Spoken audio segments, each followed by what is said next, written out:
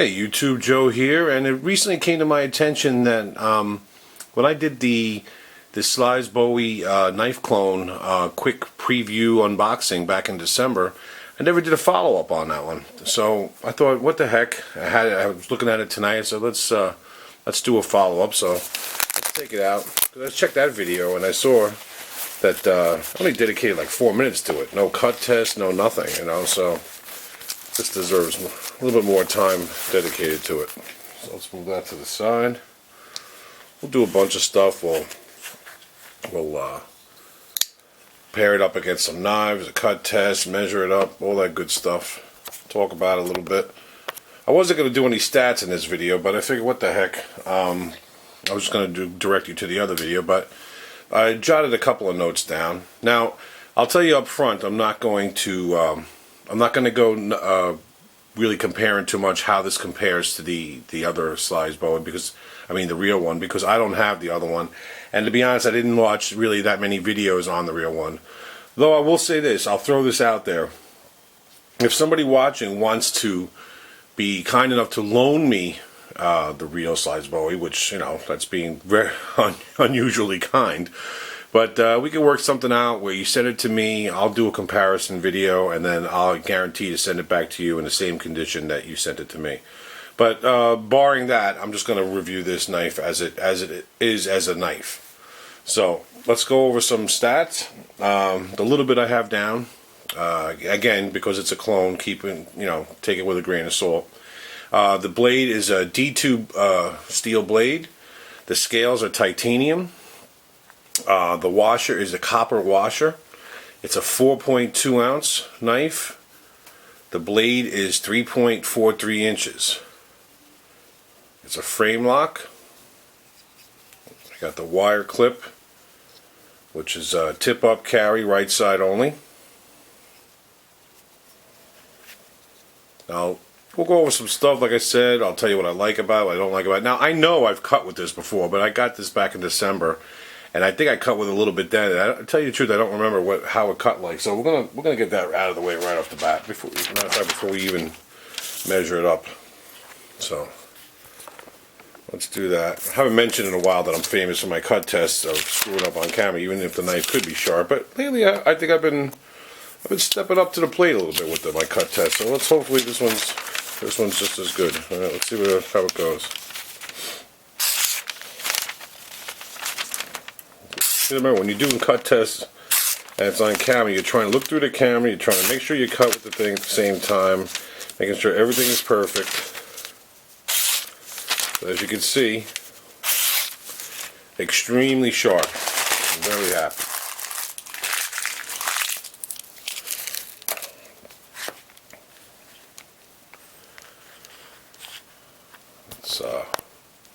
Let's measure it up.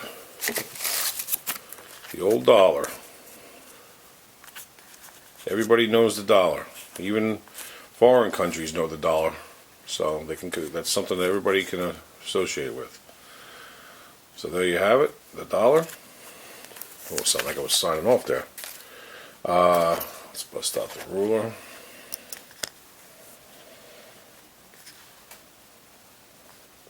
Now, just from face value, I know I just said what I said about not comparing it to the real thing. It does look a heck of a lot like the real thing. I know materials are different, the markings might be different, but again, I haven't really gone into that. And maybe if someday I'm fortunate enough to have another one, the real thing in my hands, whether I happen to get one or whether someone's nice enough to loan me one, well, we can go over something like that. Alright, so let's go over some other knives that, let's compare it for size. And so, now any knife you see here that you're going to see, again, I'll include the video both in annotations or cards, whatever the heck it's called, in the upper right corner, and also in a description. So here is the Spyderco Domino clone. Sure we get this at a good angle. You see it right. Now sometimes when knives appear, because of the angle of the camera might be a little bit, it might appear bigger and small on the top, but I got it pretty even right now. So there's the Domino. Something I recently reviewed, the Reate Horizon D. And I'm going to show you something. I'm still going to do a comparison video of the Reate with the real thing. I still have to do that.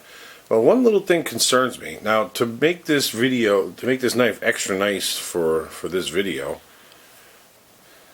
I'll throw this out there.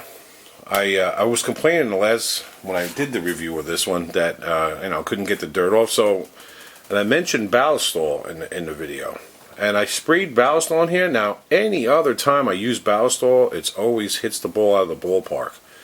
Now, whether this is ballistol's fault or the knife, but you can see the spots where I sprayed, and it's stained on the blade. See if we can get more light in there. Make sure you see that. So, not too happy about that. And I've tried spraying it down again and again, and I can't get those stains out. More than likely, it's probably something to do with the materials of this clone. But anyway, it's not about this knife. We'll talk maybe more about that another time. So what else we got here? The got caught.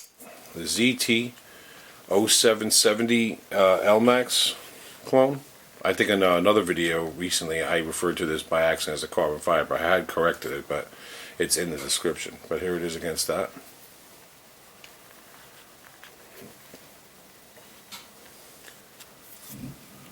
What else we got here? You can show you an oldie but goodie. Can't think what the heck the number is on this one. The what is it? The Inron MY803, a Hinderer knockoff. There's that one, a nice orange scale. One more. We seem to be doing a lot of knockoffs. How about the Southard Spyderco Southard clone? There it is against that. Now I never did a 2015 my favorite clones that I bought that year. I don't know. I gotta get it in gear. One of these days I'll put something together. So let's look this over really quick. I know my other video, the silent video, you saw it looked over, but really quickly. I got this back in December from AliExpress, and it was $59 shipped. And I remember I had my notes, even in that video. It took 9 days, which is fantastic, to get to the eastern United States.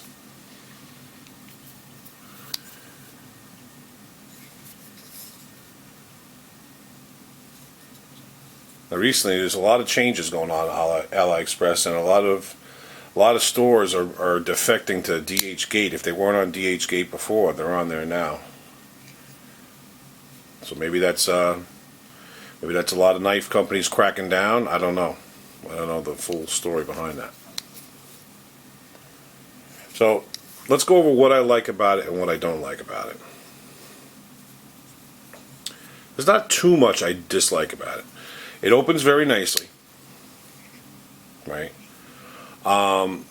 If you're a fan of closing knives, which I do this a lot, where you release the lock and then you shake it closed, the way this knife is currently, you're not going to have that advantage. Like for instance, if you're doing something like this one, and you're you disengage the lock and then shake it till you get it closed, you're not gonna have that with the Slysz Bowie clone. You actually physically have to push it down. Not a deal breaker for me, but I'm just letting you know. Like for instance, I remember mentioning on the Reate, it's extremely loose. Like you got to even watch. That's how fast it comes out. See that? You're not gonna have that with the Slysz Bowie. It does open up nicely, and you do have to bring it down, but you see what I'm saying? Whether that's a good thing or a bad thing is a matter of preference. I kind of like shaking a knife down, or it goes down, the detent, but this, just a little push with the thumb and it goes right down, so that's not a problem. I don't know if it's going to come out on camera, and I don't know if this is meant to be this way. Let me see if I can keep my hand there the whole time I'm talking about it. But the back spacer sticks out somewhat. Now, whether that's true or not on the, as I said about the real Slysz Bowie, I don't know, but it does it on here, and I think from the angle I'm showing you, looks like it is coming out. It sticks out. You can easily see that sticks out. It's not flush with the scales. Now, I wonder if that's a design fault or if that's the way it's meant to be. I don't know. What else? I'll tell you the truth, that's pretty much it. I mean, it's a nice weight. It's 4.2 ounces. As you just saw now in the video, it's very sharp. I might not have cut with this a lot, but I have carried it some. And it's, it's really nice in the pocket. There's nothing to it. It feels nice in the hand with the, the jimping right here on the top. No hot spots. There's no blade play in or out, up or down. So for $59, you really can't go wrong. And let's assume, because of the weight being 4.2 ounces, we could pretty much assume that this probably really is titanium scales.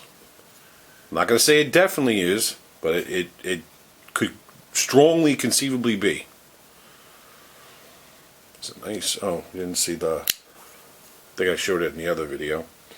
Let me look off camera. The lockup is about 50%, give or take.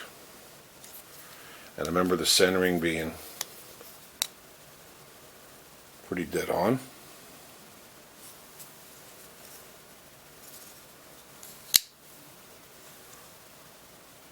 Really nice knife. $59. Taking it just for knife value, nothing to do against being a clone or compare it to a clone. This is a really, really nice knife.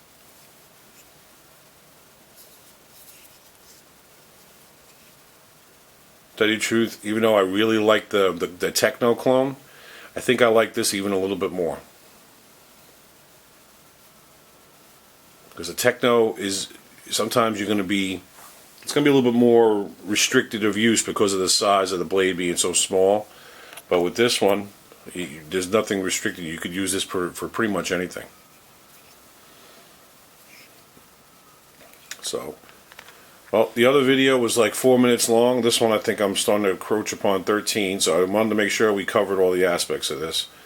So, hey, let me zoom in for the final shot. Again, I like it a lot, as like I said. And you could do a heck of a lot worse for $59 than this knife. So it's really nice. Nice offering.